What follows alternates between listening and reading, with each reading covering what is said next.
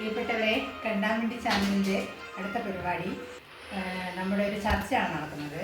അതിനുവേണ്ടി നിരവധി പുരസ്കാരങ്ങൾ നേടിയിട്ടുള്ള നമ്മുടെ വിശിഷ്ട വ്യക്തികളായ എഴുത്തുകാരോട് വന്നിരിക്കുന്നത്. അപ്പോൾ നമുക്ക് അവരുടെ അനുഭവങ്ങളൊക്കെ നമുക്ക് ചോദിച്ച് മനസ്സിലാക്കാം. ആദ്യമായി തൻ്റെ ആദ്യ രചനയിൽ തന്നെ നിരവധി അവാർഡുകൾ നേടിയ ശ്രീ ചെല്ലൻ ചെയ്തപ്പൻ ഒന്നുകൂടി സാറിനെ നമുക്ക് സ്വാഗതം ചെയ്യാം.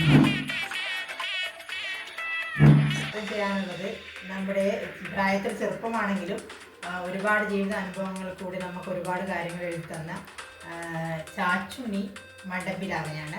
സ്വാഗതം. പറയൂ സാർ, സാറിൻ്റെ ആദ്യത്തെ കൃതി ഏതായിരുന്നു? വായിക്ക് വന്നത് കോതയ്ക്ക് പാട്ട്.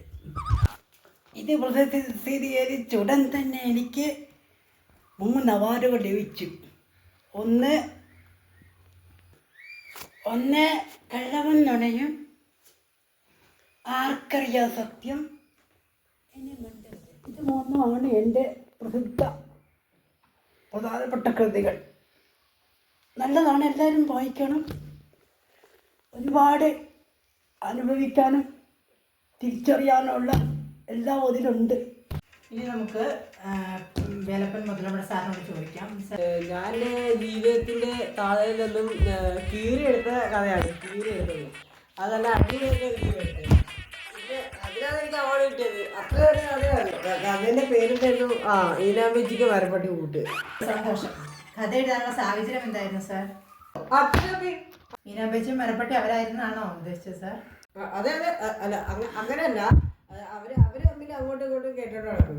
പിന്നെ അവരുടെ ജീവിതം എനിക്ക് ഈ കഥയെന്നുള്ള പ്രചോദനം ഉണ്ടാക്കി. പ്രശസ്തരായ 2 എഴുത്തുകാരുടെ അനുഭവങ്ങൾ നമ്മൾ കേട്ടു. ഇനി നമുക്ക് ബിലാവിന്റെ അനുഭവങ്ങൾ കൂടി കേൾക്കാം.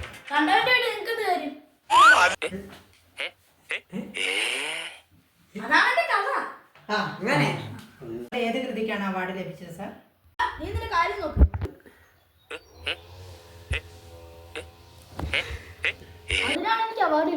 ഞാൻ വിചാരിച്ച എന്നോടാണെന്ന്.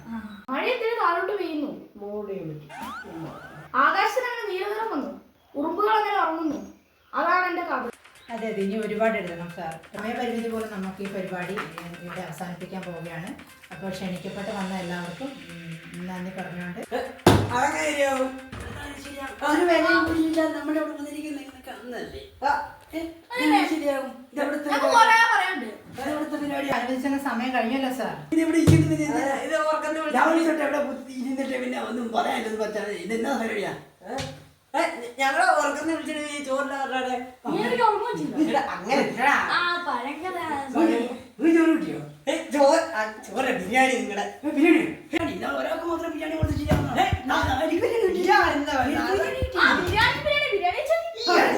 സാർ പ്ലീസ് സാർ, സമയപരിമിതി ഉണ്ടല്ലേ? ഒന്നും കേൾക്കണ്ട. 15 വർഷത്തെ അനുഭവങ്ങളോട് പറയാനാണ്. വീട്ടുകാരെയോ വീടിനെ പറ്റി നിങ്ങൾ ചോദിച്ചോ? നിങ്ങൾ ഏത് വീട്ടിൽ നിന്ന് ഞാൻ എന്തിനാ അറിയണം? ഇതങ്ങനെ ശരിയാകുന്നേ നമ്മൾ അധിക്ഷേപിക്കുകയാണ്. ഇത് സ്റ്റാൻഡ് പിടിച്ചിട്ട് അധിക്ഷേപിക്കുന്നവരാണ് ശരിയാവണം.